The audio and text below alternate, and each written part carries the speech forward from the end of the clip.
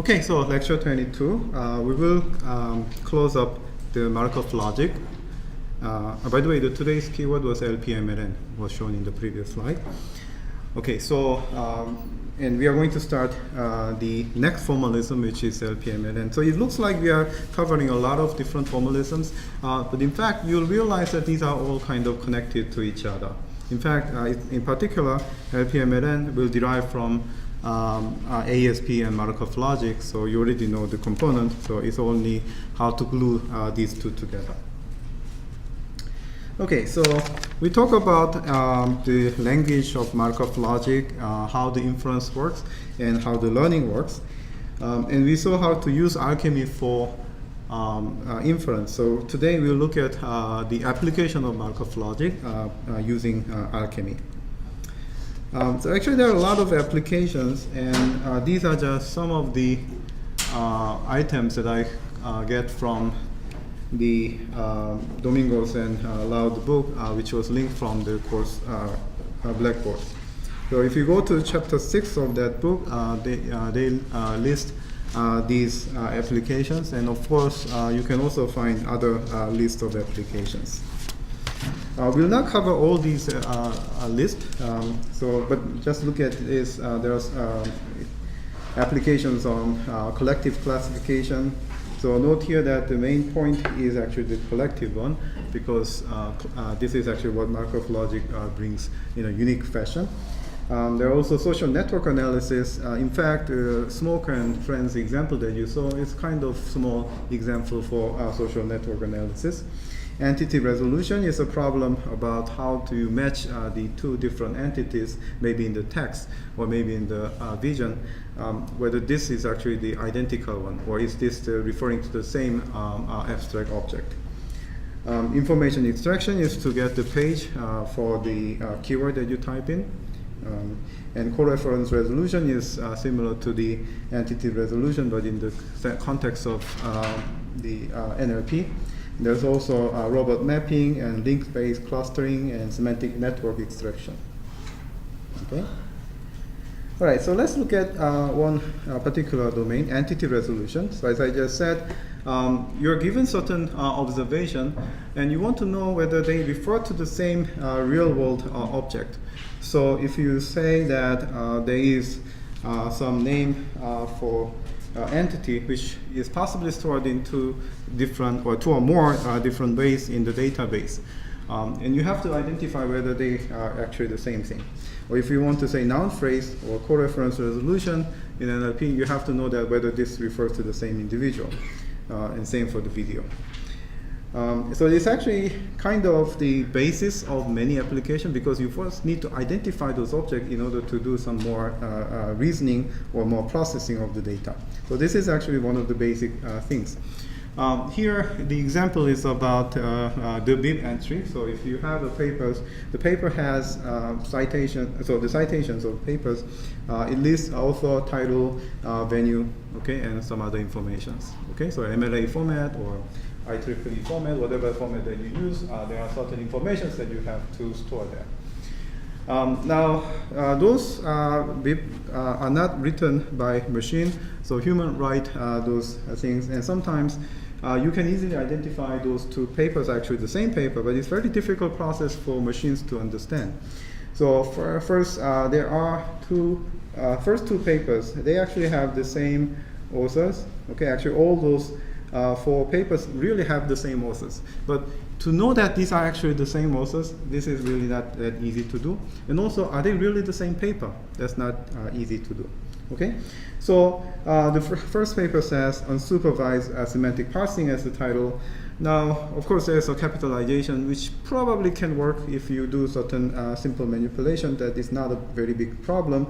But if you look at the venue, EM-NLP versus the proceedings of 2009 conference on empirical method in natural language processing, which is actually the same venue, EM-NLP. Okay, but human write this in different ways, and there are actually millions of different ways that human can write the same venue, and that is actually quite a problem. And you cannot predict all these possibilities and store in the database and matching the pattern there. That is not really possible to do. Now let's look at the next two. So the next two is, okay, of course, this authors are written a bit differently, but also the title is almost similar, but it's actually not exactly the same. Unsupervised ontology, introduction from text, but somehow in the next paper, the from text part is missing. On the other hand, for the venue, who are knowledgeable about this conference, they actually refer to the same conference. Okay, so in fact, there are 4 entries here, but there are actually only 2 papers. Okay, so 2 are written, those are written by the same authors, but the first 2 are the same papers, and the next 2 are the same papers, and each of these 2 sets are different papers. Okay, so then how do we know this? You can write any classifier for doing that, but usually when you write a classifier, it works on those particular entries, and you're only considering whether this is same bibliography or not. You're not actually making a collective inference. So here, let's actually try to do this in Markov logic and see how it works there.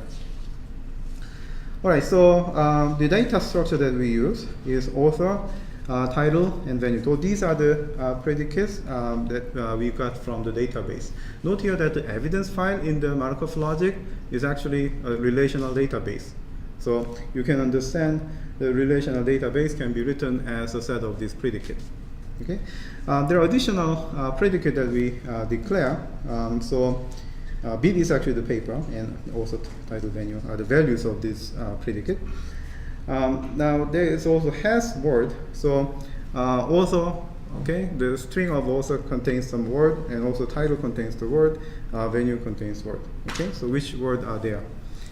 And these are the things that, so these are actually given in the input. So the first part here can be derived from the database. It's actually the database fact.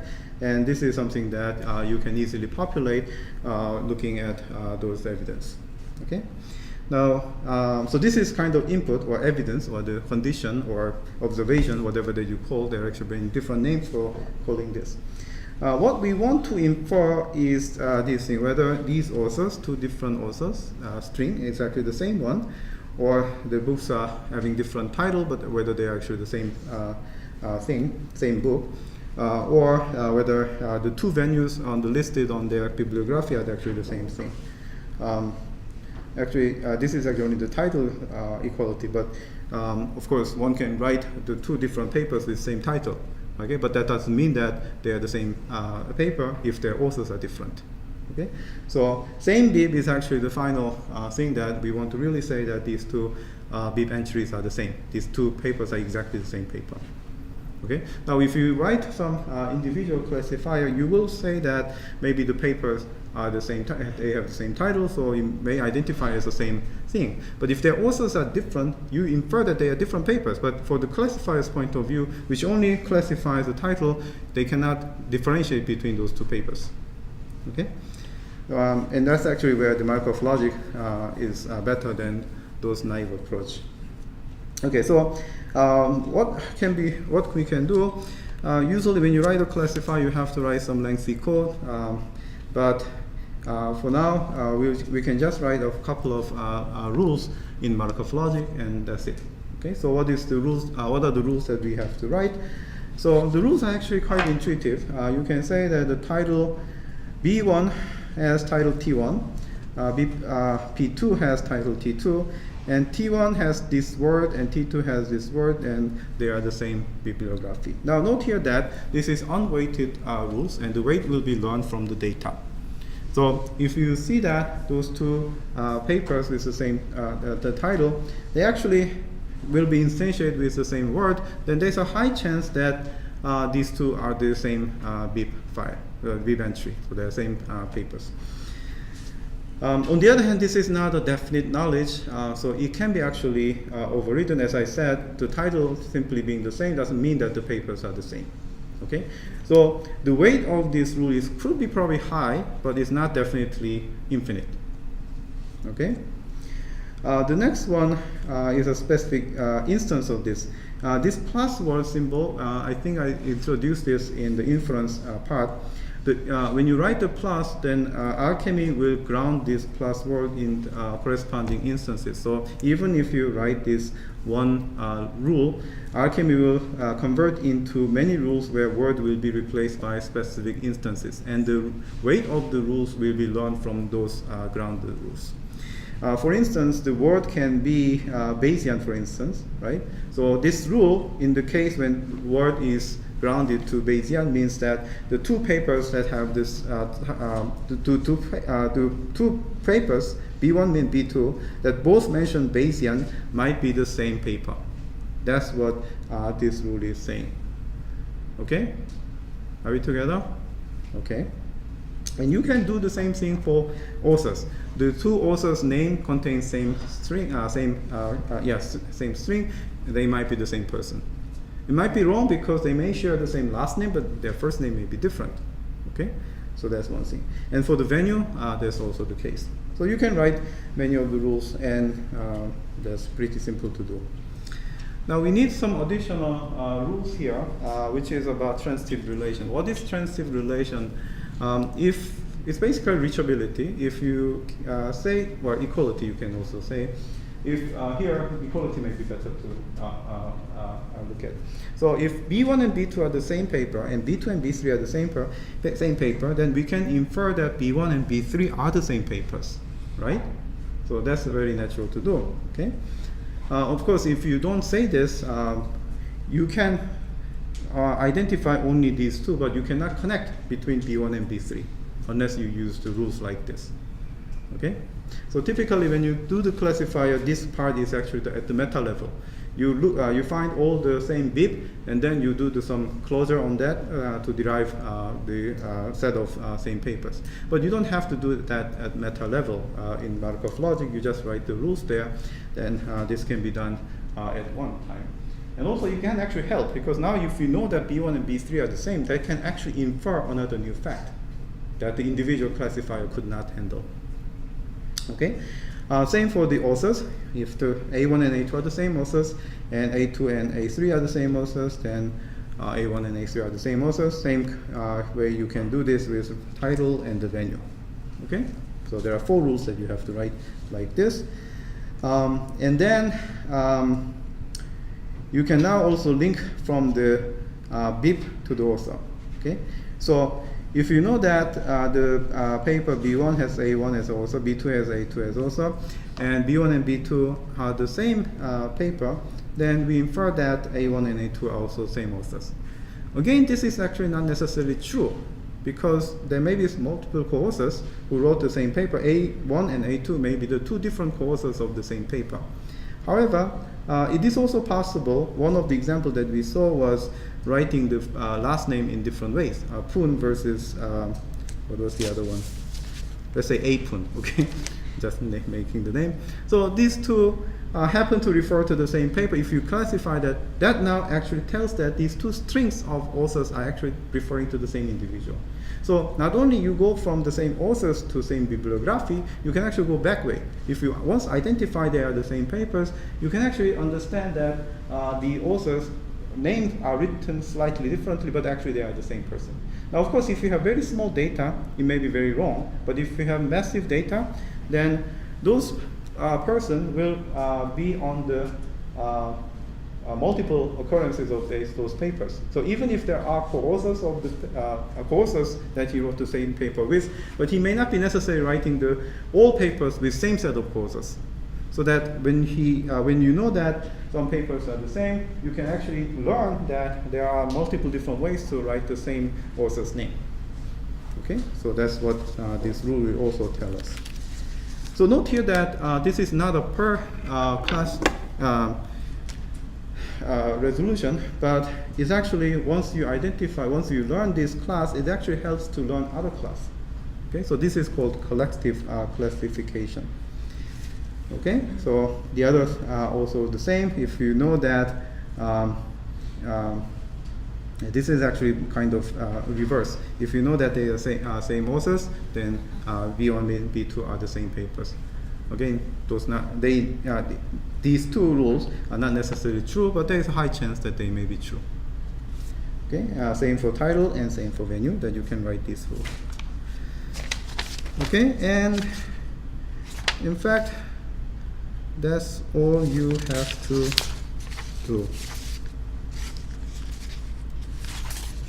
Okay, so these are the all rules that you have to write in the Markov logic on weighted formulas.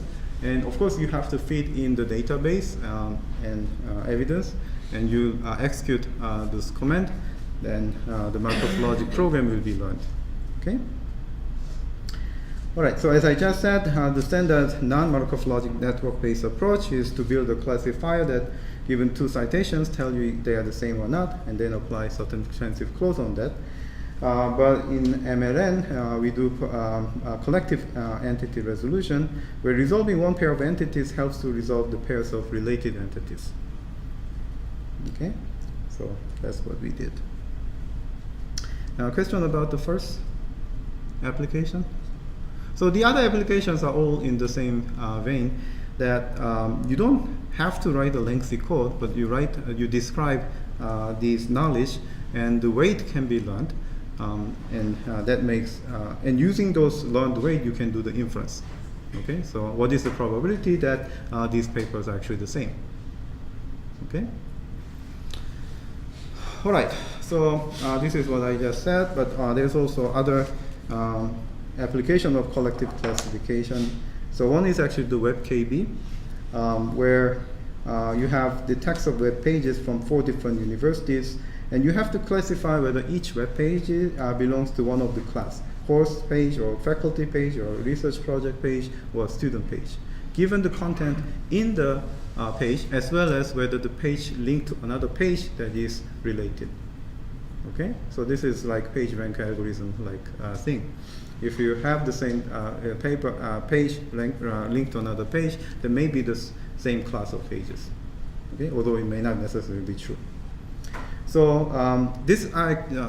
by the way, these examples are coming from the Alchemy tutorial. So if you go to the tutorial, there is all the data set available there, so you can download and try to run by yourself.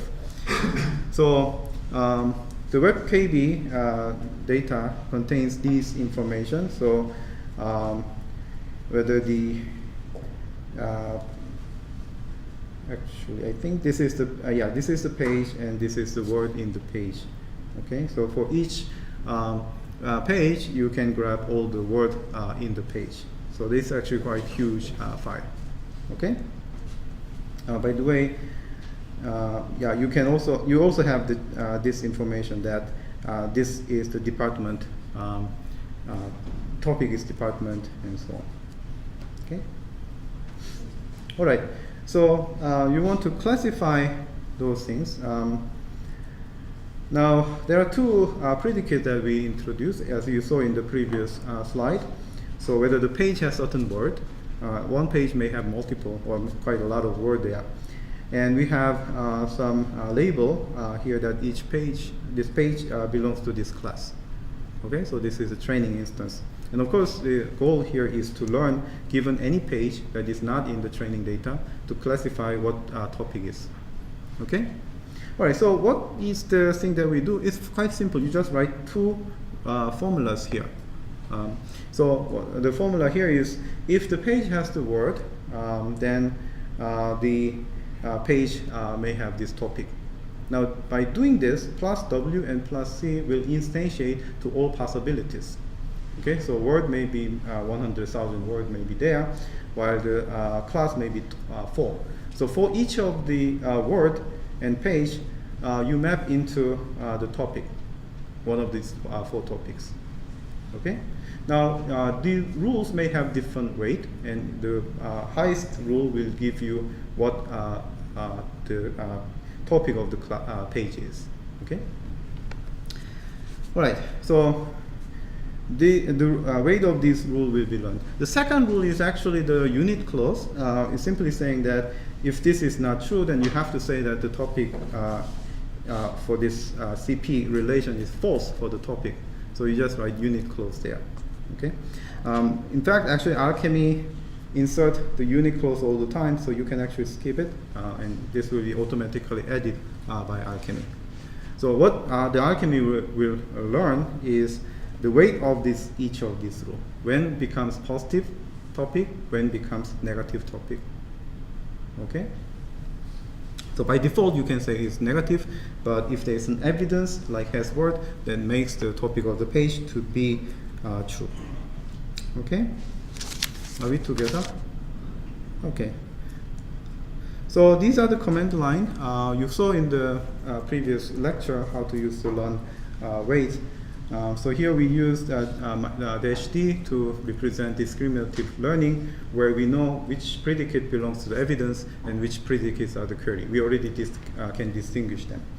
For this domain, like has word is already the word that we know for as evidence. Okay, so that's why we use discriminative learning. The input is the file that you saw in the previous slide, and the output will be generated by the Markov logic Alchemy system, where the rules are the same, but the weight will be learned. -t is the training data. It's actually quite a lot, so I don't show here, but you can go to the Alchemy tutorial page to see how big is the file. -ne means that this is non-evidence predicate. So as I said, evidence predicate here is has word. And non-evidence, or you can call query predicate, is topic. So you want to know the probability of topic from this Markov logic network. So that's why you put -ne topic. Okay. The difference between the evidence predicate and the query predicate, like topic here, is for the evidence one, we don't infer the probability. So that's already fixed to be true. So whatever that you write in the evidence file, for instance, has word, okay, they are all true, and whatever the pairs that are not mentioned for the has word will be assumed to be false by closed word assumption. Okay, so in the evidence file, you only need to list the positive relation of has word. If you don't write anything there, by automatically they are assumed to be has word between the two entities are assumed to be false. Okay. All right. On the other hand, for the query predicate, this is not assumed. Okay. All right. So the next thing is to classify. So once you do this, you learn the weight of those rules, and then what you give is you feed in this output file that was learned from the learning as an input file for the inference, okay? And you put the test data into this DB file. So just write some page that you have not seen before. And this page has this many words. So you write has word, this page has these many words, okay? And then you call the inference engine, and it will say the probability of this topic. So it will show the 4 probabilities, because there were 4 classes. So for each of the topic, what is the chance that this page will be in that topic? Okay. Any question? Okay, good. So if you take any machine learning class, you can now easily build classifier with just few lines of code, and you can cheat, maybe. I don't know. All right, hypertext classification is actually very minor extension to the previous page, previous example. Here by hypertext, it means that we also know not only the page has this word, the page can link to another page. So knowing that, as I said before, if you know that this page linked to another page, then these 2 pages may be related by the same topic. Okay, although it's not necessarily true. So you are given now this additional information. There are 2 web pages are linked. So there's a link from this, the first page to second page. So this data will be actually given to you. So how do you use this data? Now this is actually hypertext classification file for in Markov logic. So the first few lines are actually exactly the same as before. The only difference is the last one. The last one is saying that if the P1, the page P1 has topic C, and the P1 is linked to P2, then it's likely that the P2 also has the same topic C. Okay. Now I said it's likely because we don't know the weight here. If the weight is high, it's probably very much likely. If the weight is low, then probably not much likely. Okay. All right. Any question here? Okay. Where is it again? There is some graph in the book, but I didn't copy here. I don't actually remember, so you can take a look at that. Okay. All right. So, okay. Another thing is information retrieval. So here you want to find page given the word. Okay. So like search engine. So there's a predicate word. So this word is in the query, right? And of course, like same as previous pages, we know what page has which word, okay? And to know that this page is whether relevant or not. So the probability of this relevant predicate to be high means that the page is very relevant, okay? So these are the things. And there are only two rules that you can write. So let's say in the query, it mentions this some particular word W. And if you happen to have the same word in that page, then this page is classified as relevant, right? That's a actually base case. If you find the page that mentions the query keyword, then the page is relevant. But not only that, the page is relevant, but if we link to another page, then that page is also relevant. So you can actually show more pages than the initial finding. Now note here that of course the weight of this thing will be different according to your training. So it's not a very simple retrieval like just grab all the pages that has this query word and then just find all the linked pages. It's not like that. Okay? Because if you do that, of course, you will have an enormous amount of pages that are not really relevant to your query. Okay? All right. Any question here? Okay. All right. So there are actually quite a few MLN applications. So I don't bother to go over all the details, but you will get some flavor here. So basically the idea is you write, so you're given the database, relational database, which you can store as a fact, predicate, subject, object, or maybe the predicate with some terms. So these are the data that you are given, and you write a couple of rules and learn the weight of these rules. Okay? Now, this is actually only one side of the learning because, so this is actually learning the weight from the data. The other thing that I actually didn't go into in this class is actually the structural learning, which is to learn the formula itself. So in the previous examples, humans are writing these formulas. But what if the machines can automatically write these formulas for you? Okay? So this is actually another side, but maybe if you're interested, you can take a look at the chapter in the book, okay, that I linked from the course page. All right, and note here there's something that becomes a bit different from the maybe ASP and classical logic based knowledge representation. The rules that we write is actually not necessarily true, and we know actually it's probably nonsense, right? So for instance, we had this kind of example that the same word appears in the two title, and then say they're the same papers. That doesn't make any sense, right? Okay. However, this kind of rules are actually quite useful, although it's not necessarily true. Okay, and many times it is actually false. But this kind of rules actually help us to aggregate more information to classify better. Okay, so in the other way that we talked before, like ASP, if you don't actually exactly match this thing, it doesn't work. It just breaks. You don't actually get much information. But here, this kind of loose or soft rules can cover more cases, and that actually helps to derive some more information. We'll talk a bit more about this soon. Okay, so where are we now?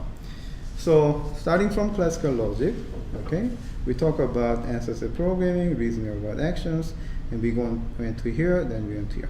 So now is the time to connect these two. So that's actually the topic for today. Yes?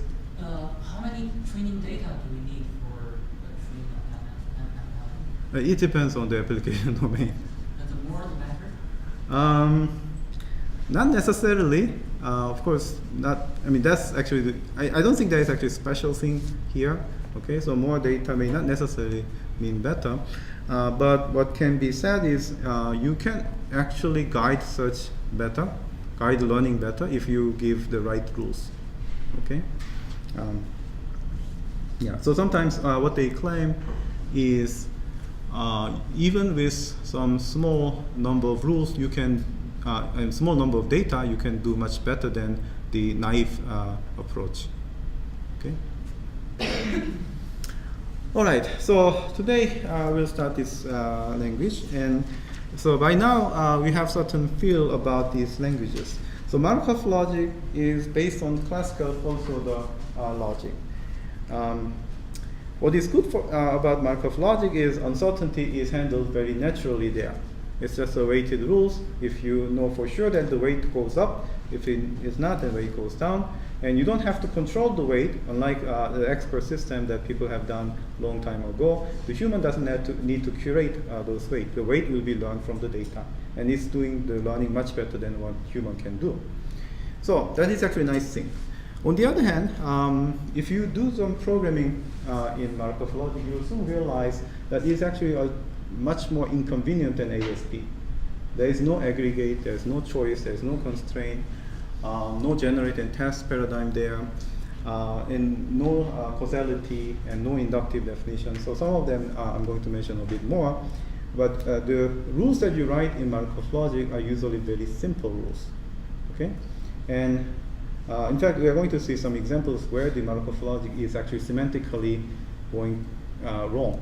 Okay, so it does not actually make sense if you look at Markov logic in that way. Okay. All right. So that's one side. While ASP is actually good, there is a lot of knowledge representation construct that we can utilize. The nice thing about it is actually rule-based formalism. So rule is actually much more natural for humans to express. A is true if B is true. Although Markov logic seems to have rules, but I will soon introduce why this actually fails in intuitive reading. Okay. The most problem of ASP is actually it does not handle so-called probabilistic uncertainty. Okay. There is actually something called qualitative uncertainty you can actually model in ASP. Let's not go into that much of detail, but just probabilistic uncertainty cannot be well handled in ASP. Okay. So here's an example, the smoker example. So it is the same one, so I don't have to repeat this. But let's look at this graph. Okay, so the graph is saying that A is a smoker. In fact, this red color means that A is the only non-smoker. And A and B are friends, and let's say their friends are mutual relation now. So A and B are friends, A and C are friends, A and D are friends. There's another cluster, E and F and G are friends to each other. Okay, now what you know is A is the only non-smoker, and friends relationship shown in this edge. Now if I ask you, maybe I don't, do I have a space? No, okay. So you can actually type in this in the input language of Alchemy. And if you query the probability of the smokers and cancer, this is what you get. What is actually unusual here? Can you see that? So let me repeat. This graph looks like this. Okay, A is the center of BCD, and EFG are another cluster. Okay, so A is the only one that we know that he's a smoker, and for others we don't know. Okay, and we give this inference query. What is the chance that other people are smokers and other people having cancer?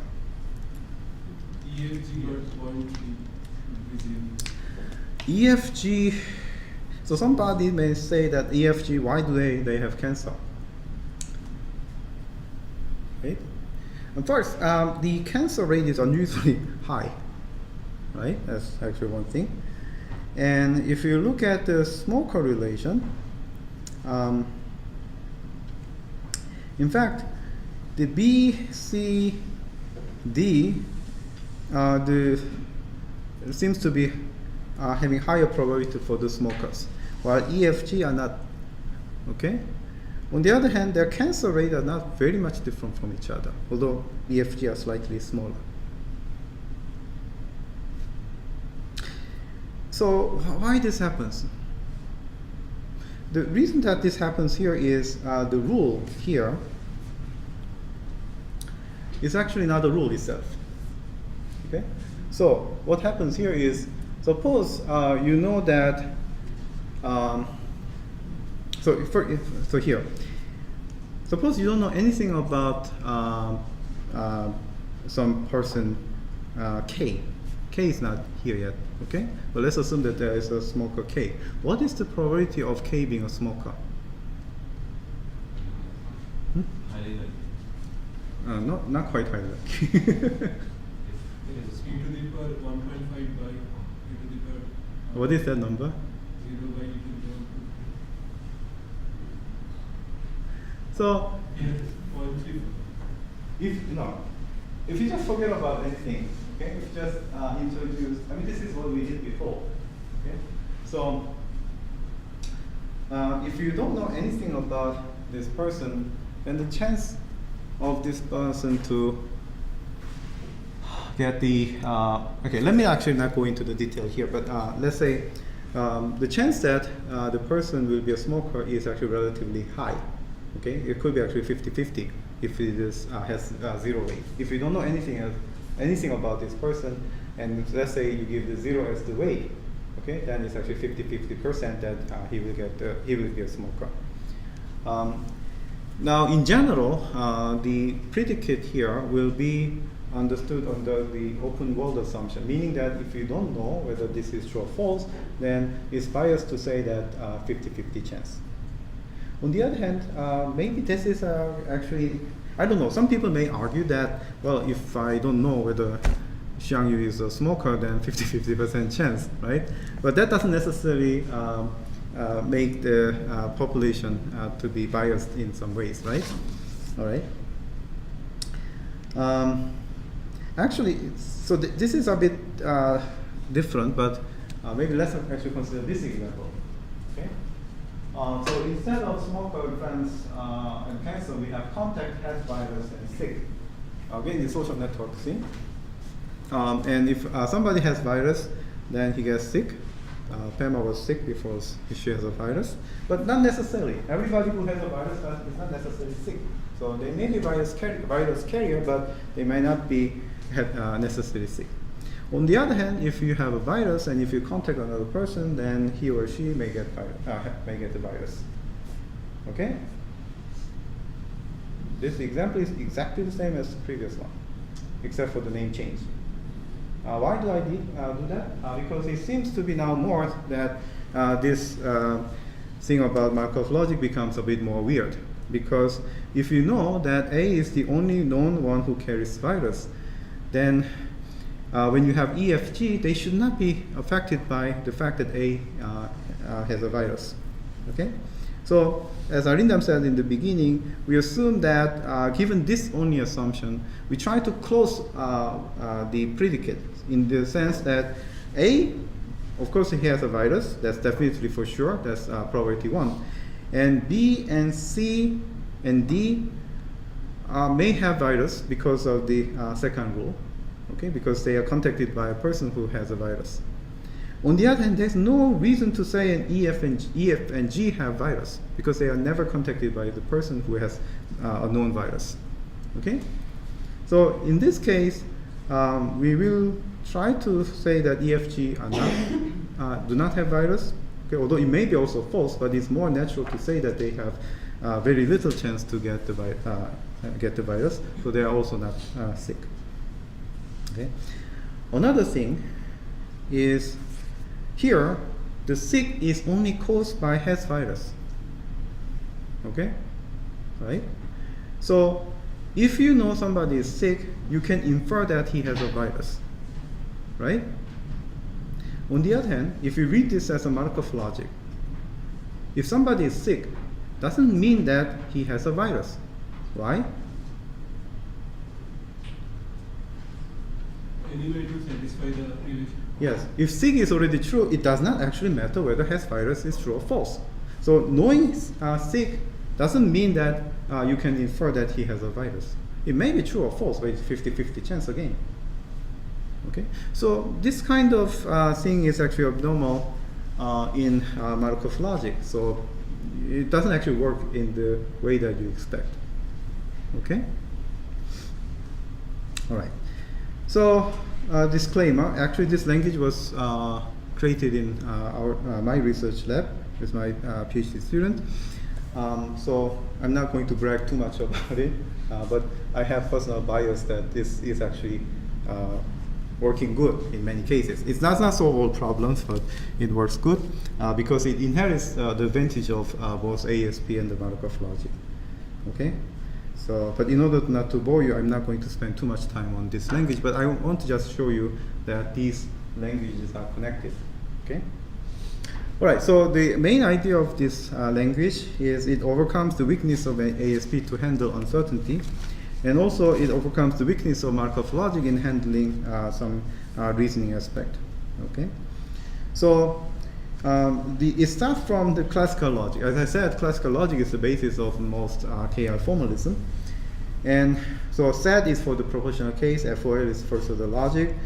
If you look at ASP, this is almost like propositional because when we use the variable, we all refer to the propositionalization of the language. So we only look at the proportional image there.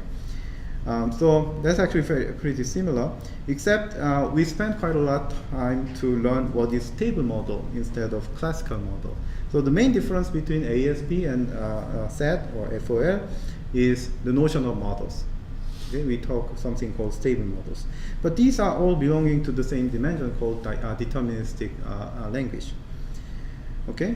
Now, if you go to the other direction, the other dimension, then Markov logic can be also viewed as an extension of SAT or FOL, but the extension here is actually probabilistic extension. Okay? So that's what happened there. Now, what LPMLN is about is it tries to connect these two. So this link means that the way that LPMLN extends Markov logic is actually very similar to what ASP extends SAT or FOL. The way that LPMLN extends ASP is actually very close to what MLN extends SAT or FOL. Okay? So then it becomes quite natural to do many of the interesting problems. So, what is this? So you already know the ASP, you already know what is MLN. Just how do you combine these two ideas? In ASP, so let's start with ASP rules. You're given the rules. What you need to do now is you only need to prepend the weight in front of the rules.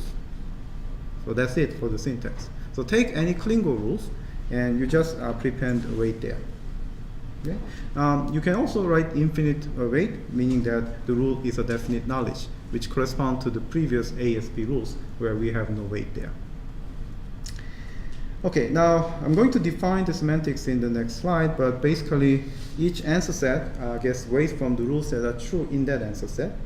So answer set now doesn't have to satisfy all rules, but the more rules are true, then more likely to be the answer set. Okay? The same as actually what we how we describe Markov logic. And we so in this language we use log linear model in MLN. And as I said, it actually overcomes some semantic weakness of MLN. One thing interesting here is MLN is based on Markov networks, which is undirected model. But LPMLN is actually a directed model. And the direction is not actually coming from the probabilistic graphical model, but it's actually coming from the logic side. Okay, because ASP, we know that the rules has this direction. You can derive this information from the condition. Okay, but it's very similar to Markov logic. Instead of using DPLL-like algorithm in answer set, you can actually use sampling and optimization that was developed for Markov logic. So here we start with a very simple example. It's a knowledge base. So bird of X, if X is a resident bird. X is a bird if X is a resident bird. X is a bird if X is a migratory bird. And we know that no bird can be both a resident bird and migratory bird at the same time, right? And then now we have another data source, let's say KB2, knowing that maybe this is something that we learned from some information extraction module, that Joe is a resident bird, okay, whatever the Joe is. Now there's another data source, KB3, that says Joe is a migratory bird. And you put all this together and feed into Klingo. What will happen? No stable model. No stable model, right? Because it's inconsistent. You cannot find any stable model that satisfies all three, because these two, together with the last one, it actually make a conflict. So as we saw before, when there is a conflict, okay, then the knowledge base can entail anything. If the knowledge base is inconsistent, it actually entails anything. That means this is not useful. Okay? Okay. So this is what we just said. So on the other hand, if you look at this kind of domain, it's actually quite natural, even if it is logically inconsistent, but you can assume that there's a high chance that Joe is a bird. Why? Why do you infer this kind of thing? If somebody says, well, Joe is a resident bird, and somebody else was saying to you that Joe is a migratory bird, but you somehow say, oh, Joe may be a bird. How can we get this maybe idea there? Hmm? I mean, what is your intuitive reasoning that you are doing? Based on your definition of the resonance. Somebody raise hand and. Prema? I was going to say, you're given two pieces of evidence that Joe might be a resident or migratory bird, right? Right. So you can't. But why are you not creating the inconsistency in your head and blows up? Why we are okay with this kind of inconsistency information? First two rules. Hmm? Because of the first two rules. First rule? First two rules. First two rules? But why can you use first two rules if you are already making an inconsistent nonsense from the rest? Why are you not bothered with the nonsense? Yes, Kyla. Because in this case, both of the nonsense at least agree on the class of being a bird. So yeah, so you can derive these things, right? No matter which one that you use, you can derive this X is a bird, right? So the human think that if you're a rational human, then you say one of these sources may be wrong. Resident bird may be wrong, or the migratory bird is wrong. But no matter what case that we are in, we can still derive this information that X is Joe is a bird, right? So you're kind of tolerating this inconsistency. You're actually kind of ignoring some information when you derive this derive the fact that Joe is a bird. And Klingo does not know how to do that. So we have to teach how to do. Okay, so let's look at the detail. The syntax is simple. Just put the weight in front of the rules. Same as before, variables are understood in terms of grounding. Okay, semantics. We're going to introduce this pi subscript I. It's not a readout, so be careful. This is now the set of rules that are true in the interpretation I. Okay, remember this one because we are going to use this thing for the next few slides to derive the semantics. Okay, so like Markov logic, we are going to say the unnormalized weight and then the probability of the interpretation. So first, the unnormalized weight here. It's a bit more complicated. So what happens here is, given any interpretation, what we are going to do is to check whether I is a stable model of this pi subscript I. Okay, remember this pi subscript I is a subset of the original program where the rules are true in I. So if rules are not true, then forget about those rules. Okay? And then you check whether I is a stable model of that subset. Okay? If that is the case, we do the same thing as in Markov logic. Collect all the rules from that pi subscript I, where the rules are all true in the interpretation, and aggregate this, sum up all the weight and make an explanation. Exponentiate the sum of this weight. Okay? Otherwise, if you start with I, and then find the subset. But this subset, the I that you started with, is not a stable model of this subset. Then you are in the second case, and give weight 0. Any question? So we don't need to find the rules I satisfy because I will satisfy all the rules in pi I. By definition, I. Yes, I didn't say you have to find all rules. Or did I? Okay. So yeah, only look at the rules that are true. Okay, pretend that that's the only answers, rules that you're given, and check whether I is a stable model there. If then, as you say, collect all the weight from that subset and make an exponentiation. Let me actually show you the example in the next slide, and that might be clear to go. And the normalized weight is actually the probability. Okay, so let's keep that in mind, and we'll actually do the practice. Okay, so I copied this definition. So there are actually 4 rules here, and let's do this together. So how many interpretations are there? How many interpretations are there? 8. There are 8 interpretations. So obviously I'm not going to write all of them, so let's do some of them. Let me actually help you to find this thing, and then we will do this. Okay? Okay, so let's start with empty set. What is pi subscript I? In other words, what are the rules that are true under the empty set? Okay. So I give the label R1, R2, R3, R4. Okay, so does empty set satisfy R1? Yes. Yes, because false implies false is true. Does empty set satisfies R2? Yes. Yes. R3? No. No. R4? No. No. Are we together, or is it too fast? You should know by now how to check the satisfiability, right? The very basic things that we learned in this class. Okay, so then what we do is now look at only the R1 and R2 and check whether empty set is the stable model of R1, R2. Is it? Yes. So empty set is that satisfies it, and there is no proper subset than empty set that satisfies these rules, right? So this is an answer set or stable model. So what is the weight now? The weight has to be computed in the same way by looking at these two, right? So what is the weight? E to the power of 2, because it's 1 plus 1. Good. Are we together here? Any question up to this part? Okay. Let's look at the next one, P. Okay. So what about pi subscript I? Does P satisfy the first rule? Yes. Yes. Does it satisfy the second rule? No.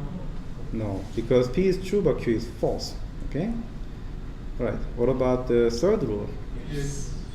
What about the fourth rule? Yes. Fourth rule is also true because P is true, so not P is false.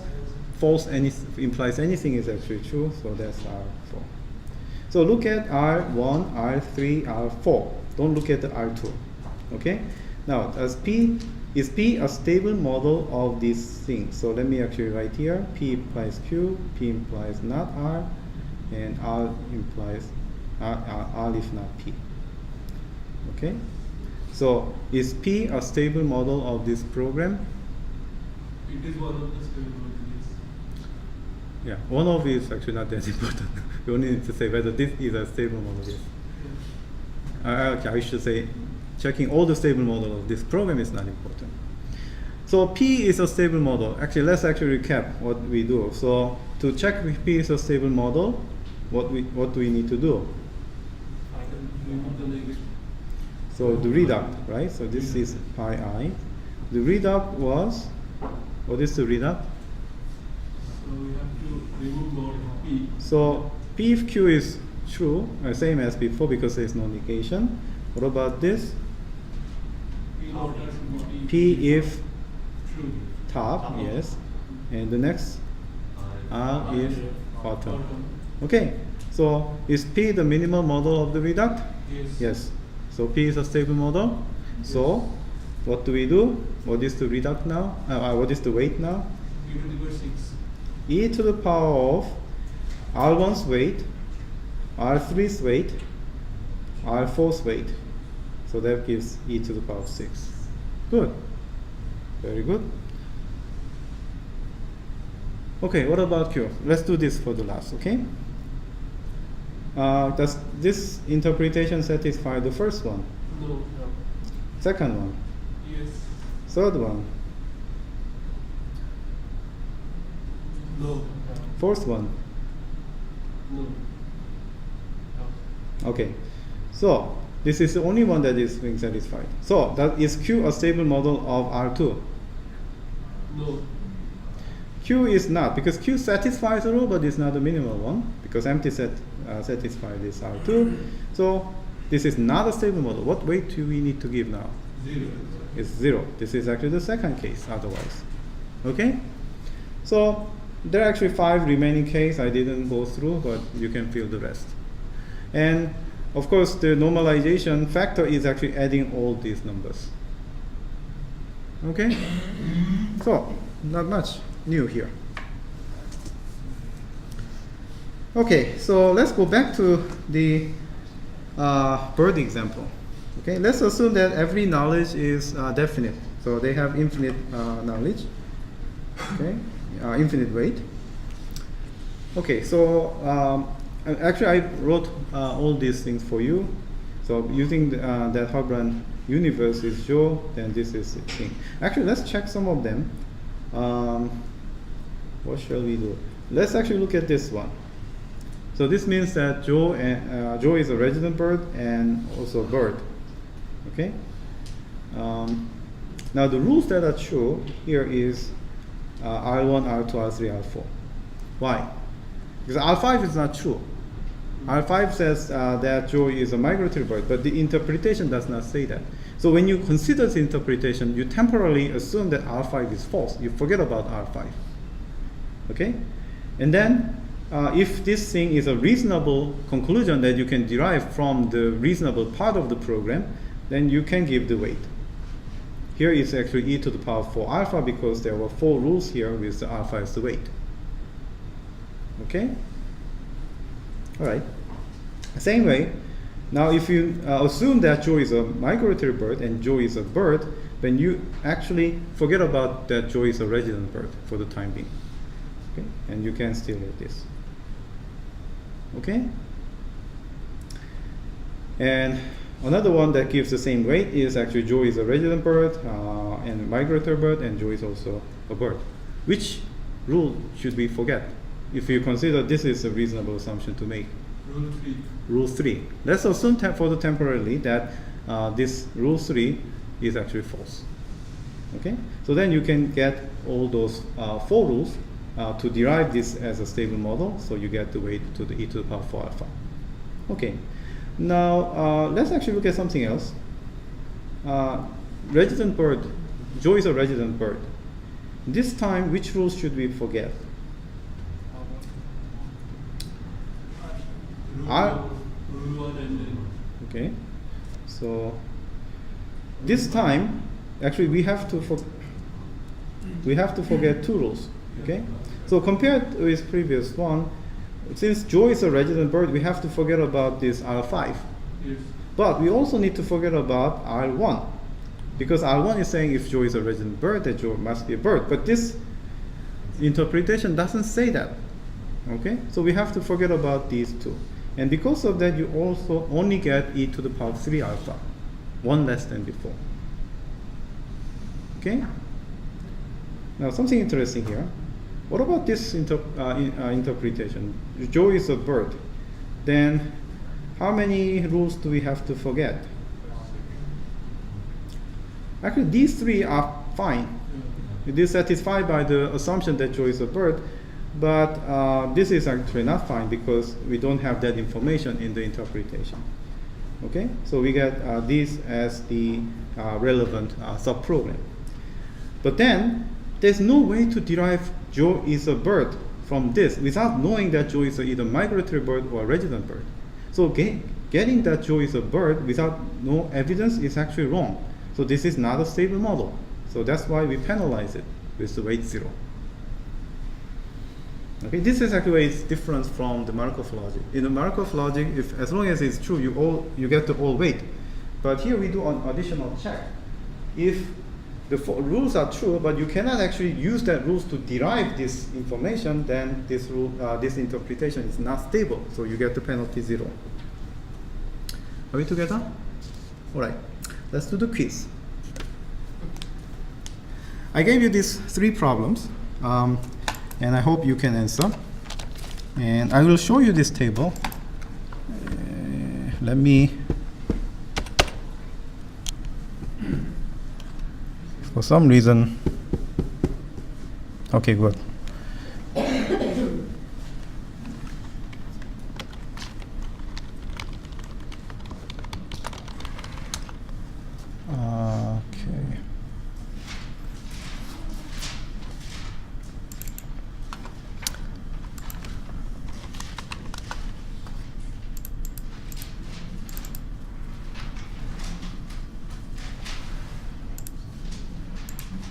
So let me ask you to solve all 3 problems, but before that, let me open this. Okay. Okay, I think it should be open now, right? Okay. Answer these questions. Under this probability table, what is probability of Joe being a bird? Okay. And what is the probability that Joe is a bird given that Joe is a resident bird, and Joe is a resident bird given that Joe is a bird? So write 3 probabilities.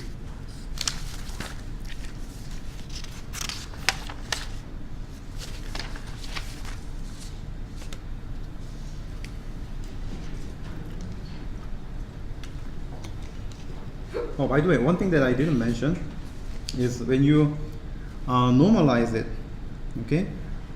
This is actually having all the infinite weight alpha. So you have to make alpha to go infinity. So limit of alpha goes infinity, okay? So that's actually what you have to use to derive this. So even if this was e to the power 3 alpha, it gets the probability 0. Because normalization factor is actually 3 times e to the power 4 alpha. Okay, let me actually go slowly. So why do we get the probability of 0 here? This is limit alpha to the infinity. What is the normalization factor? Actually, weight is actually e to the power 3 alpha, right? Here. What is the normalization factor?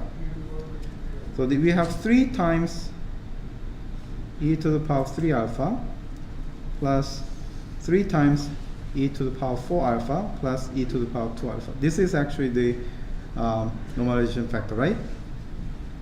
Okay? But if you compute this, what do you get? What do you get? It's 0, because you divide by this, it means like this. Okay? I'm not showing all the calculation, but it cancels out, and actually the alpha terms, okay, goes infinity. Okay? Actually, this goes infinity, so the whole thing goes to 0. Okay? So having that in mind, okay, so what is this probabilities?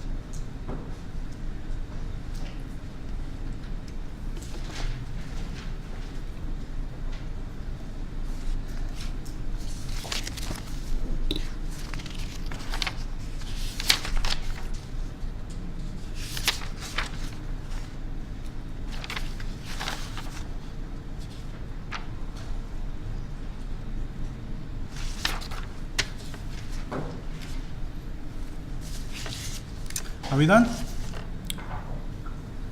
Okay.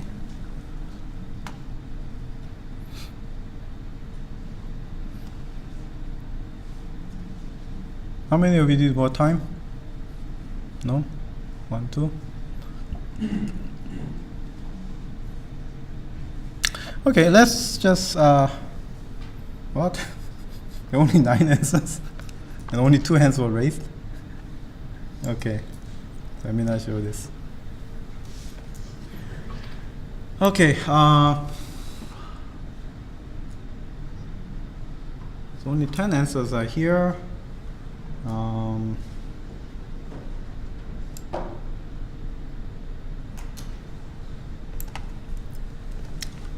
Okay, let's do this together. It shouldn't be too hard to do. So what is the probability of Joe being a bird? So you have to add up, and basically we are doing this thing. Add up all the interpretation that makes this to be true, right? So the interpretation that has Joe to be bird, they're actually 1, 2, 3, 4. It's actually too complex, so let me erase this.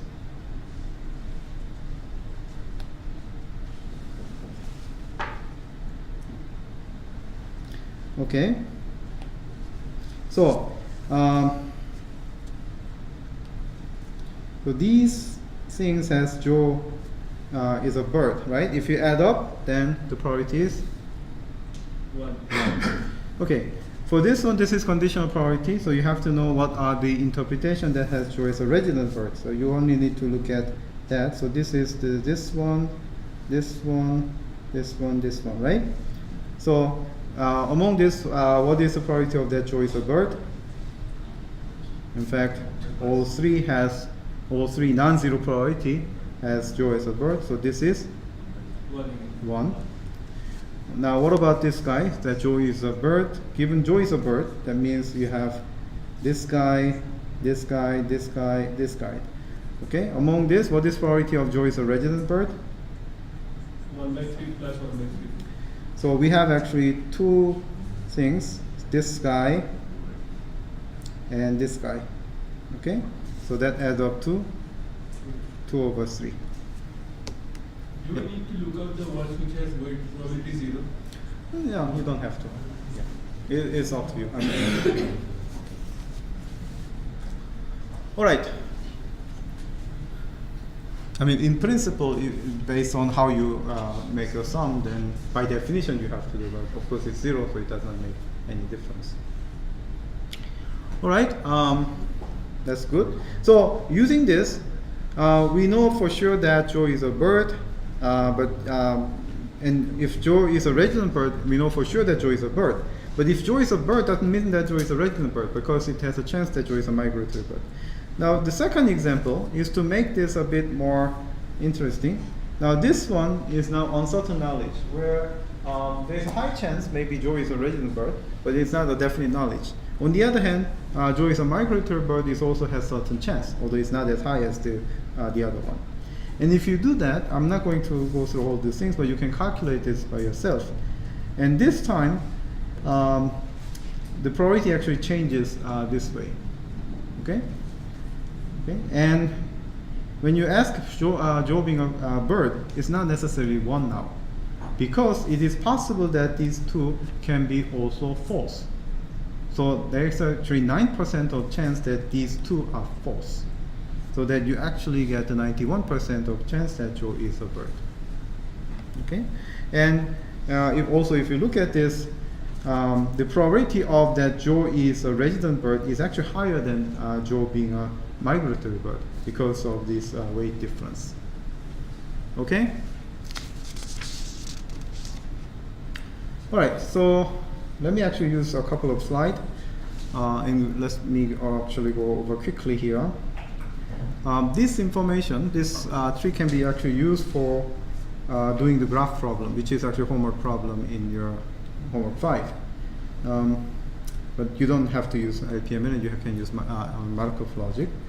So here one interesting question is, given that there is that you have a graph, and each edge has a probability to be true, whether this probability means that whether these 2 edges are these 2 nodes are connected.